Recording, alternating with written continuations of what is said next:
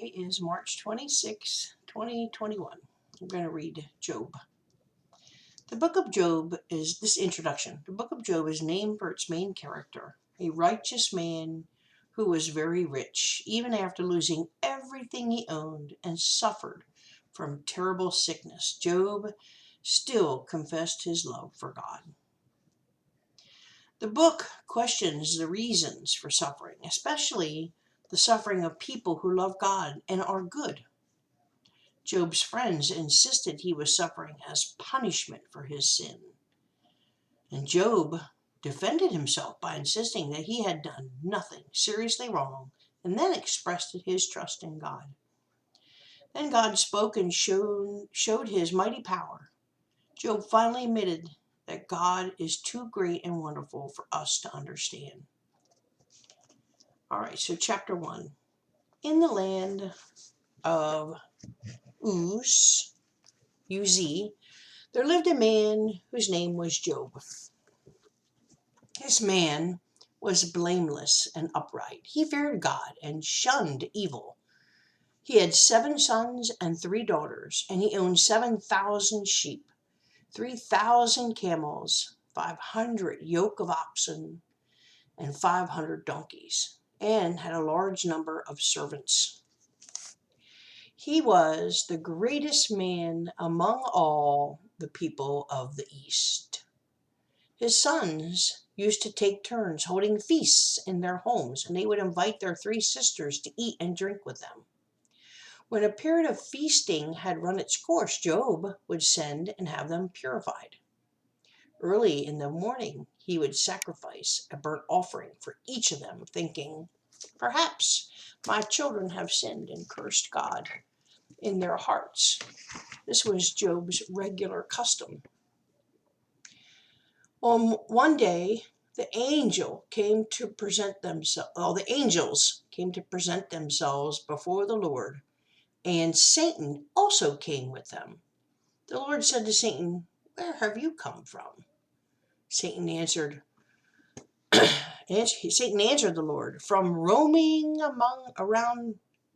through the earth, going back and forth in it." Then the Lord said to Satan, "Have you considered my servant Job? There is no one on earth like him. He is blameless and upright, a man who fears God and shuns evil." "Does Job fear God for nothing?" Satan replied. "Have you not put a hedge around him and his household and everything he has? You have blessed the work of his hands, so that his flocks and herds are spread throughout the land. But stretch out your hand and strike everything he has, and he will surely curse you to your face." The Lord said to Satan, "Very well, then everything he has is in your hands, but on the man himself do not lay a finger." Then Satan went out from the presence of the Lord. One day when Job's sons and daughters were feasting and drinking wine at the oldest brother's house, a messenger came to Job and said, "The oxen were plowing and the donkeys were grazing nearby, and the Sabines attacked and carried them off. They put the servants to the sword, and I am the only one who escaped to tell you."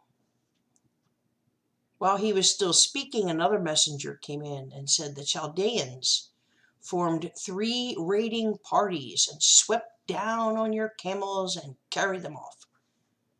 They put the servants to the sword, and I am the only one who escaped to tell you." While he was still speaking, yet another messenger came and said, "Your sons and daughters were feasting and drinking wine at the older brother's house, when suddenly a mighty wind swept in from the desert and struck the 4 corners of the house. It collapsed on them, and they are dead, and I am the only one who has escaped to tell you." At this, Job got up and tore his robe and shaved his head. Then he fell to the ground in worship and said,